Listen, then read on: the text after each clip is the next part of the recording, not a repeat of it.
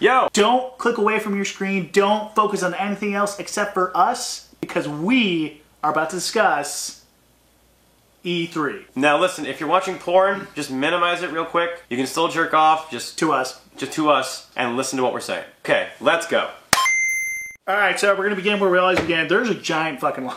Every fucking year with this bullshit, we have to go through this nonsense. And this year, it wasn't just the lines for the games, it was a line just to get into the damn convention. Oh my god, they don't put Disney and Universal to shame. We basically had to spend half the day just trying to entertain ourselves Yep. at an entertainment expo. Yep. So I thought that was kind of funny. Yeah, gates opened at 2 or 2:30. I can't really tell. This one guy's being kind of weird about it. Yeah. And we got in at 4.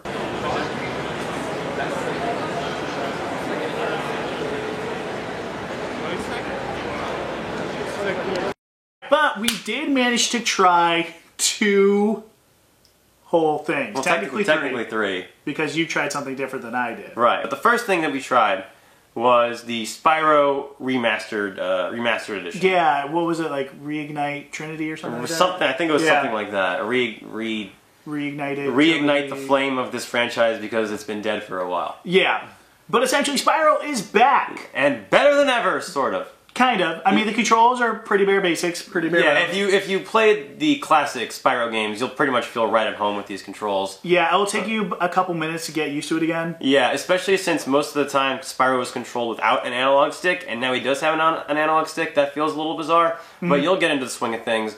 It was fun. It was a fun game. I enjoyed my time with it.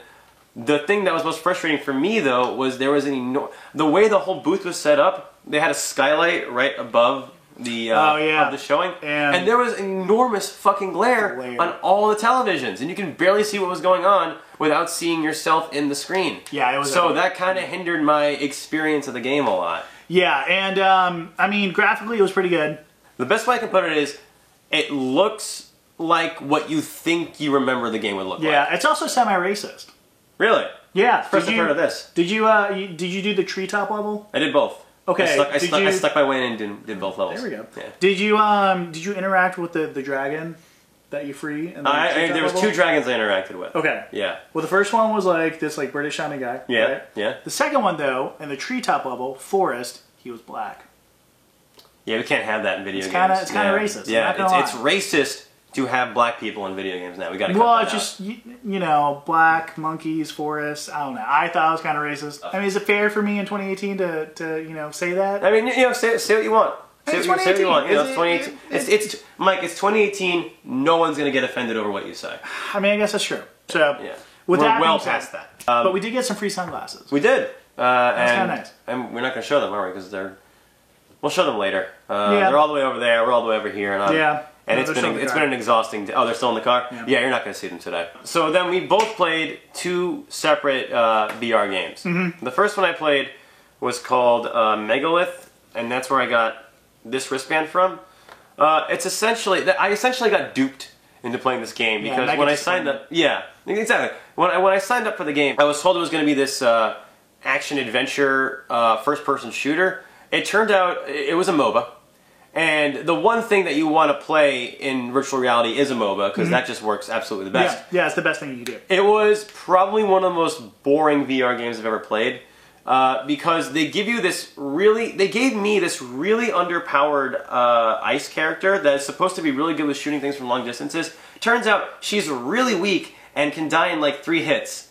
So that was no fun. And the rest of the time, the controls were so bizarre because you have to use the left pad to move, but it doesn't work by like putting your finger over it and moving. It works by, you have to hold down the control stick on the back of the move controllers and tilt down with left. And then you have to turn right by clicking on the touchpad for both move controllers. And it gets so confusing. You cannot figure out how to go anywhere. And that's half the battle, is just figuring out how to get from point A to point B. And that's the most basic step in any video game, is figuring out how to move so you can do all the rest of the cool shit. Spoiler alert, there was no cool shit in this game. If I'm being totally honest, it made me question whether or not I want to pursue video games as a career. Because if games like that can get made, it makes me question whether or not people actually want to take this industry very seriously. Other than that, it was fun. So with that, Megalith, mega disappointment. But that was a good toss. I think you hit my switch though. Oh, I may have to. You. We'll switch it out for something else. Oh, okay, you owe me $300. Yeah, that's fine. Anyway, let me restore your faith in video games, Chris. Oh, you want to restore my faith? I'm going to restore your faith in video games. Okay. Because I played a really fun virtual route game called Bow to Blood. It's by Tribe Toy, which I thought was kind of a funny name for a game. You're the captain of a ship, but it takes place on a sci-fi reality TV show. And essentially what happens is that you're the captain, you have this little crew, and she said, you know, your interactions with people are really important. You know, the decisions you make in that game will affect you later on. And you can actually get voted off the island, so to speak. If you do too many, you know, bad interactions, have too many bad relationships, they can vote you out and game over. You can also... That's no pressure, though. Yeah. They're also inspired by... why can't I think of the full name? But PTL? Or is it PTL? PTL. It's I can't think of the game right now. Peter's Tiny Legs? Yeah, Peter's Tiny Legs. You can delegate people on your ship to do certain things. Oh, Sea of Thieves. Not Sea of Thieves. There's another game and I can't think of it. Sea of Thieves.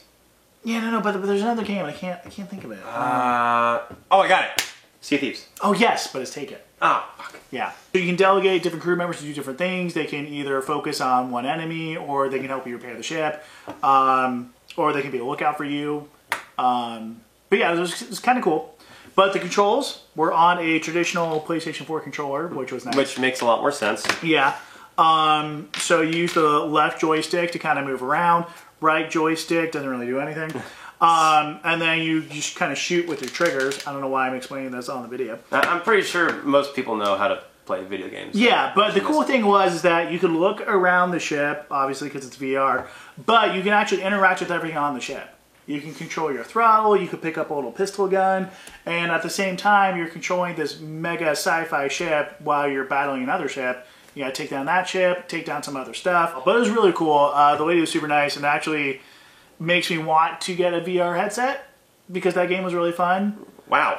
So you and I had very polar opposite experiences. Yeah, we did. This made you want to get a VR headset. Yeah. Mine made me never want to play video games again. Yeah. Okay. Yeah. I think that's pretty clear where we stand on those. Yeah, essentially. But that's basically what we did today. Kind of a bizarre E3 this year. There wasn't not a whole lot of demos really. Yeah. There's some Bethesda's showing off Fallout 76. Doom. There's Doom. Rage 2. And is there anything else? Yeah, but there's Spider-Man. The Spider-Man demo. Yeah, Spider-Man I'm excited about. And then Super Smash Brothers. But there's no Last of Us 2 demo. There's no Death Stranding demo. There's no Days Gone demo. There's no Halo demo. It's like all these really interesting games that have been announced. You can't play them. Well, we don't necessarily know if there isn't a Halo demo. We haven't been to the Microsoft Theater where Microsoft is holding their stuff. I mean, I think it's safe to... I haven't seen any rumors of like a Halo demo. I haven't either. Maybe it could be wrong. Yeah, there's a possibility that it's there. All right. It's just so bizarre that they are making a big deal about all these games and none of them are really playable. Yeah. It's just really weird. Which is kind of disappointing. Yeah.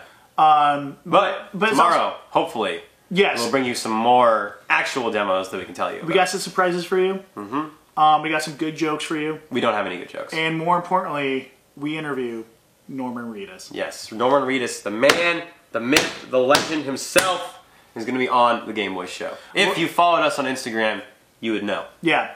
And we're also going to give you some behind-the-scenes look, eventually, of Super Smash Brothers. Yes. Eventually.